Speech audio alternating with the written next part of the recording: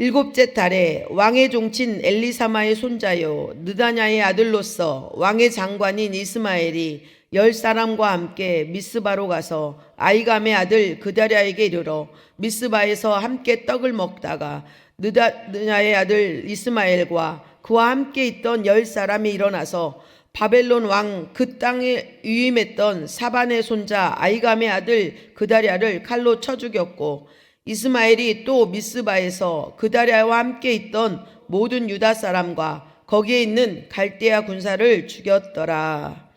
네, 저는 오늘 이 본문 말씀과 또 예레미야 41장을 함께 살펴볼 텐데요. 오늘 살펴볼 때 사람입니까? 하나님입니까? 라는 제목으로 은혜를 나누고자 합니다. 우리가 지금 살아가는 이 시대를 혼란의 시대, 불확실성인 그 시대라고 얘기들을 많이 하십니다. 왜냐하면 정치적으로 우리나라 정치도 그렇고 또 세계적인 어떤 움직임도 그렇고 또 경제, 사회, 또 가정과 교회가 어느 한 곳도 온전하다고 말할 수 없다라는 것입니다. 이런 상황 속에서 많은 사람들이 안정과 회복을 갈망하고 있습니다. 그래서 우리는 때로는 선택을 해야 합니다. 누구를 믿어야 할지 혼란스러울 때가 있습니다. 그럴 때 우리에게 주어지는 질문들이 있습니다.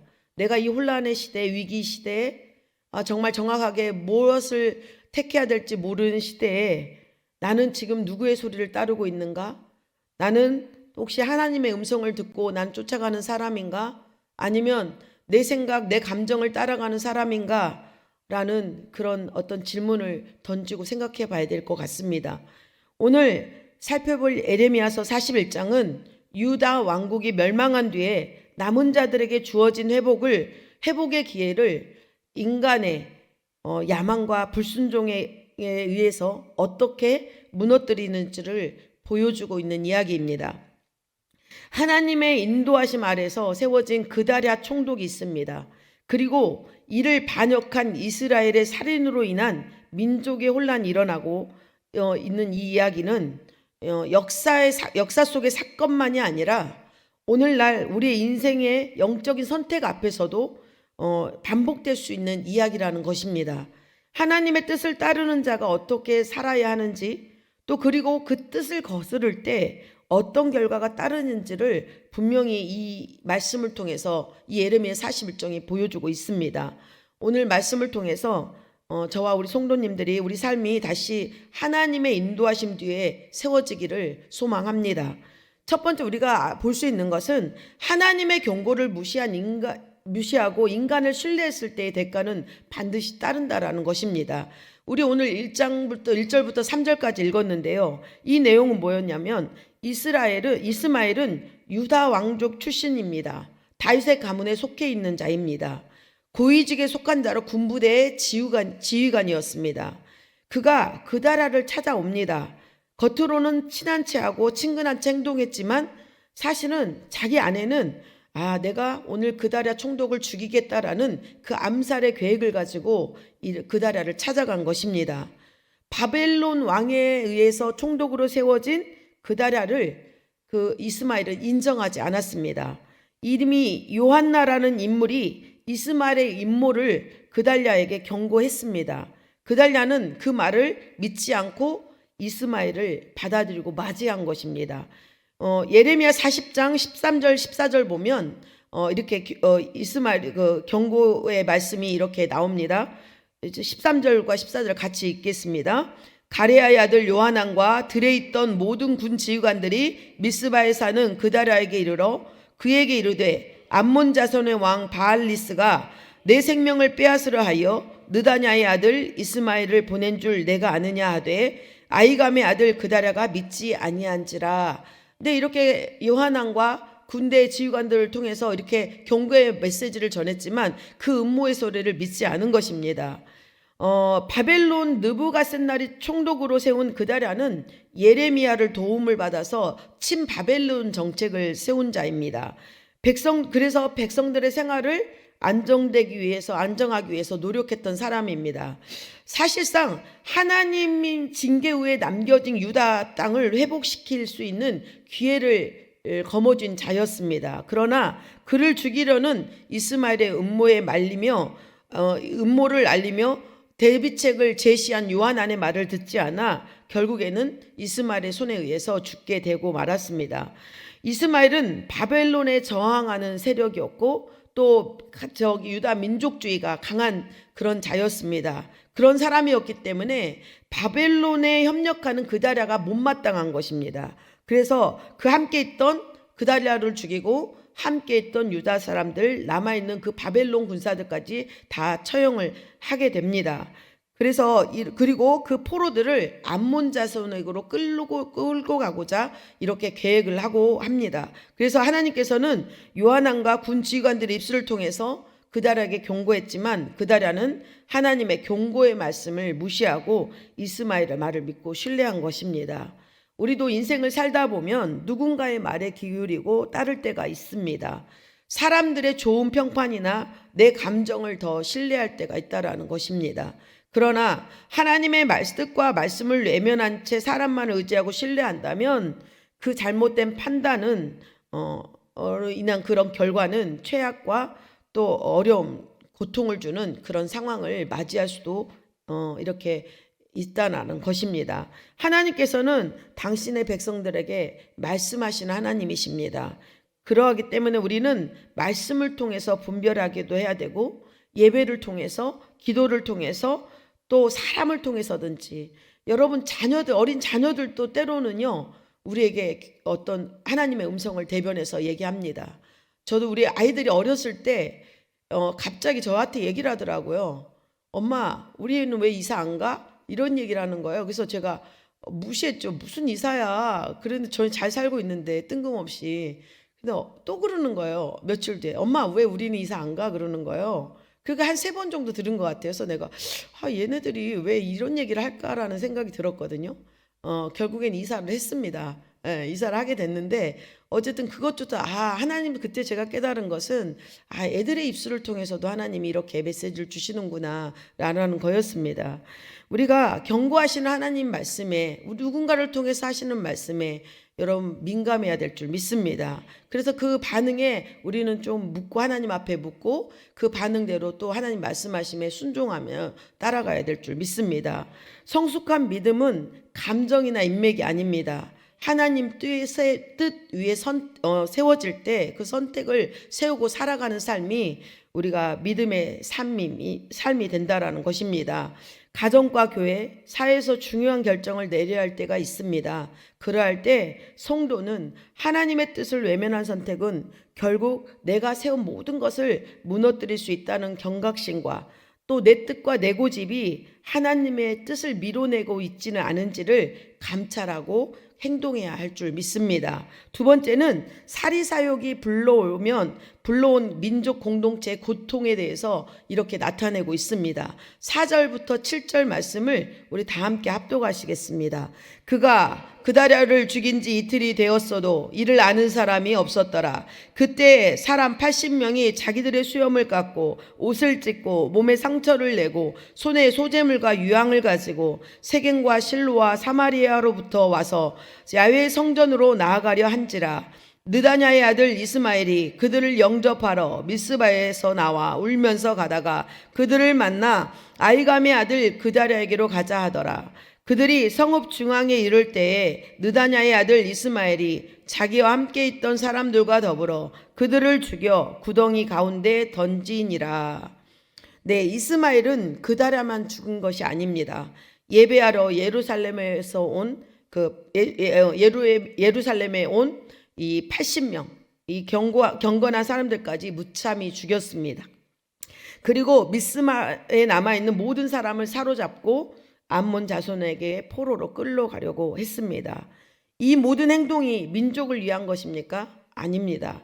자신의 자리를 지키고 자신의 권력을 거머쥐기 위한 이기심에서 결정된 그런 어떤 판단이었습니다.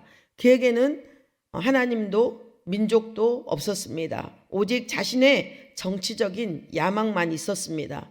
우리 사랑하는 성도 여러분, 죄는 결코 내 개인의 죄로 인해서 죄로만 끝나는 것이 아닙니다.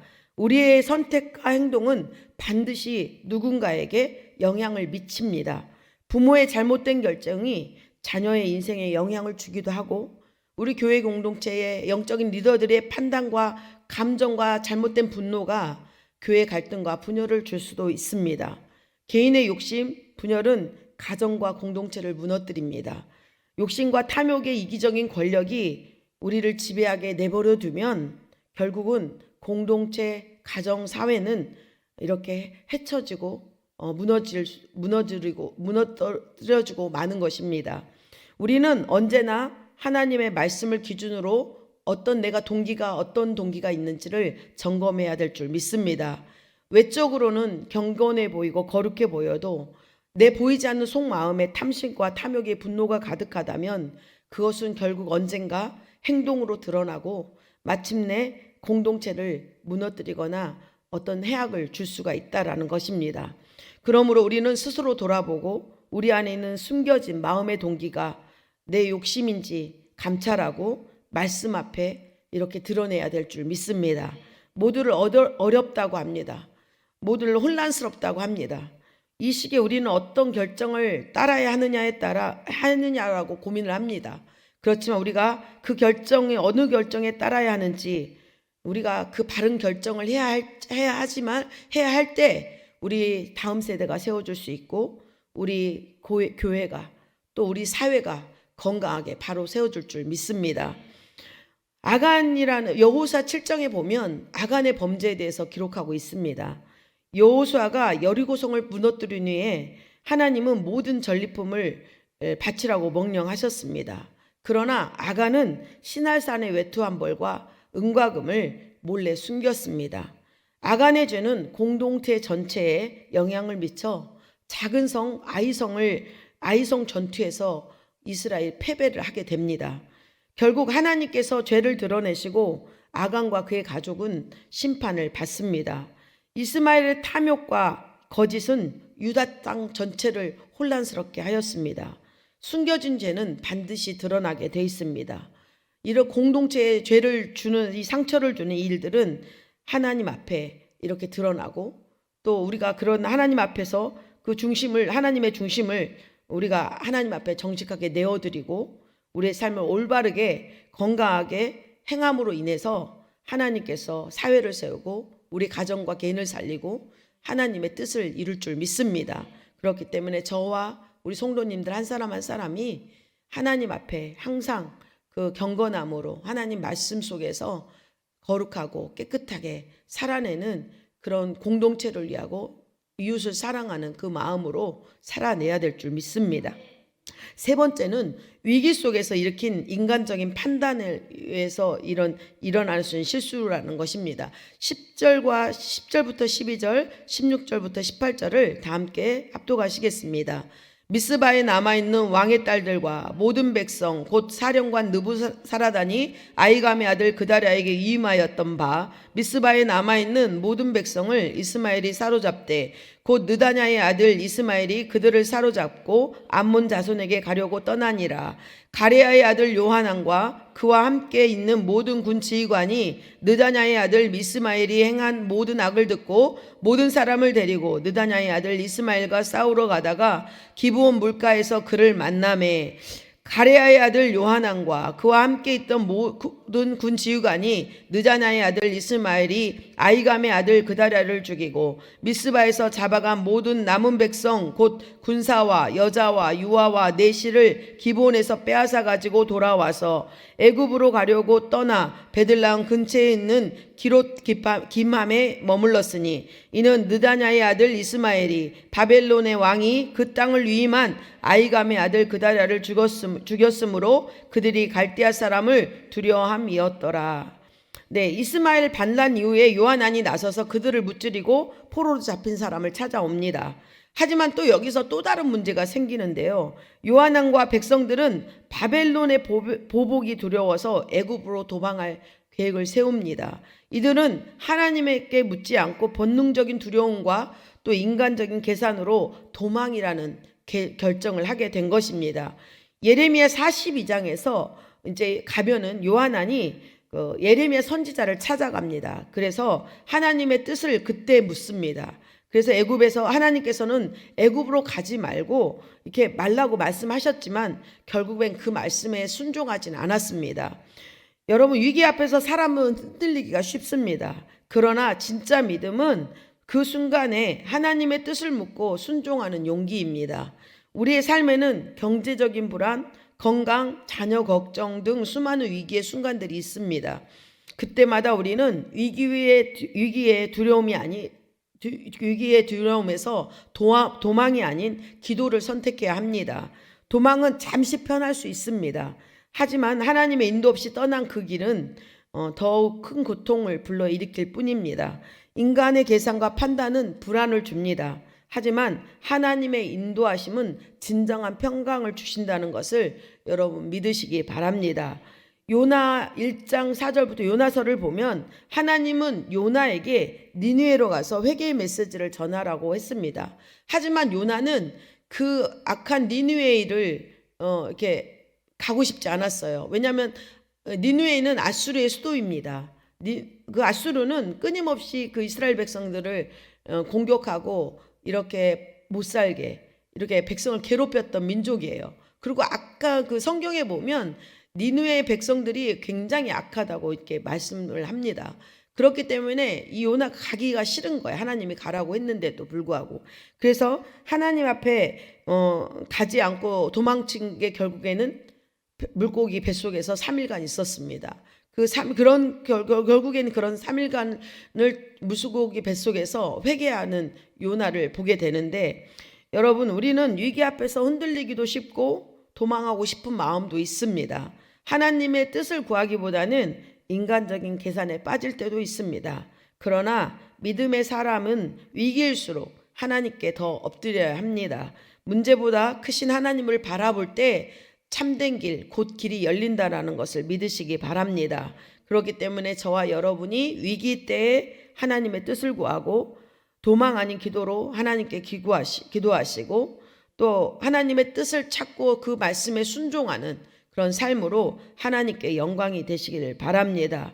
오늘 예레미야 41장을 통해서 하나님의 말씀을 우리가 다시 한번 깨닫고 하는 것은 결국 하나님의 말씀을 따르지 않고 사랑과 세상을 쫓아가는 인생은 죽음이고 파멸이라는 것입니다. 내 개인적인 이기심과 욕심을 버리고 두려움이 아닌 이 믿음으로 하나님 말씀에 순종하며 나아갈 때 하나님께서 지켜주시고 또 보호해 주신다는 것을 믿고 담대하게 믿음으로 하나님을 의지하는 참된 인생길을 따라가는 저와 여러분이 되시기를 소망합니다. 지금 우리는 혼란의 때를 살아간다고 합니다.